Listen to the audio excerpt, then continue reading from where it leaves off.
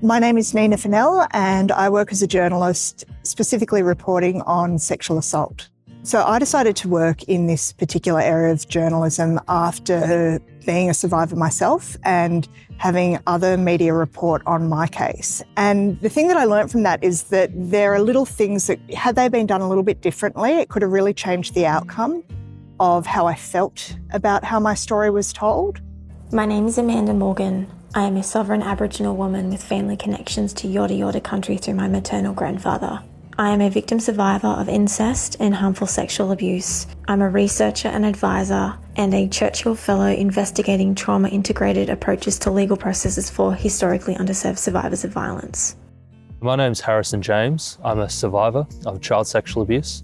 I'm an activist and the co-founder of the Your Reference Ain't Relevant campaign. We have to let people, no matter who they are, tell their story in their own words and honour that and believe it in the moment. And that's something that we should really strive towards. My name's Dani Villafania. I'm a campaigner, survivor advocate, and I'm a co-founder of Youth Against Sexual Violence Australia. I've dedicated the past few years to advocating for other young victim survivors of sexual violence, particularly those who have been impacted in their school contexts. When we see media reporting on violence inappropriately, it can have the outcome of perpetuating really harmful stereotypes that don't help survivors. It can be, at times, a really positive tool to bring about social change. One of the things that I tell other journalists is that the survivor will remember the process and how they felt during that process, just as much as they will remember the final piece of journalism or the final outcome. And the media plays a role in shaping the wider conversation around child sexual violence. And that's a really important responsibility. And I think one thing that the media can do better is to report fairly, ethically and accurately. Language is powerful, language matters. The language we choose to use and the language we also choose not to use has a powerful impact, not just on the readership, but also on the survivor themselves. We can be contributing to myths and stereotypes which make disclosure and reporting and empathy more difficult.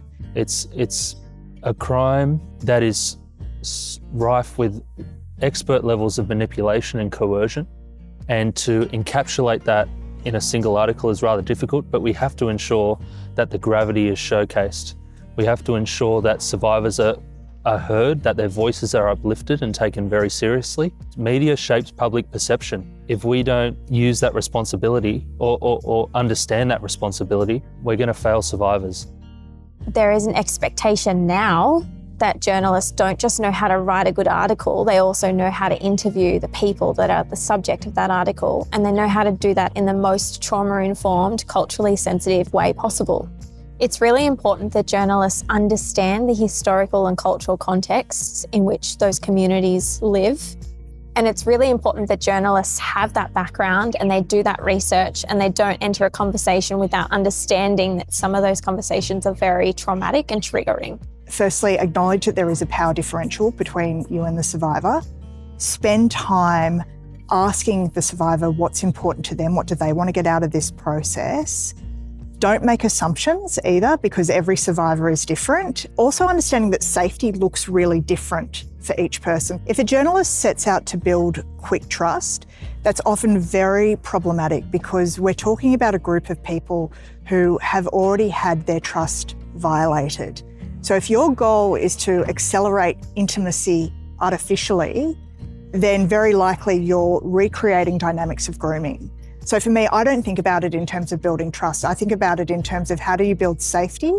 And part of that is about being honest about the limitations of journalism and being accurate in what the process is about and what's going to happen. You don't want to overpromise and underdeliver for a survivor because that will exacerbate the harm and that will exacerbate their feelings of powerlessness and vulnerability. Journalists, I believe, have an ethic of care, a duty of care to victim survivors to inform them ahead of time where they're going to publish, how long it's going to take, what are the deadlines, how many words can they use, how many quotes do they take, Are they going to be edited by anyone? Are they going to be overseen by anyone? When is it due? Is there opportunity to reflect and to come back?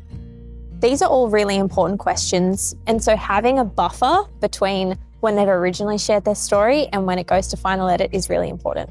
I think being transparent and honest and opening a conversation with the victim survivor you're working with can be really important in making sure that it's an empowering and positive experience for them. We know that there are a lot of journalists who want to do this work well and they want to do it responsibly and ethically.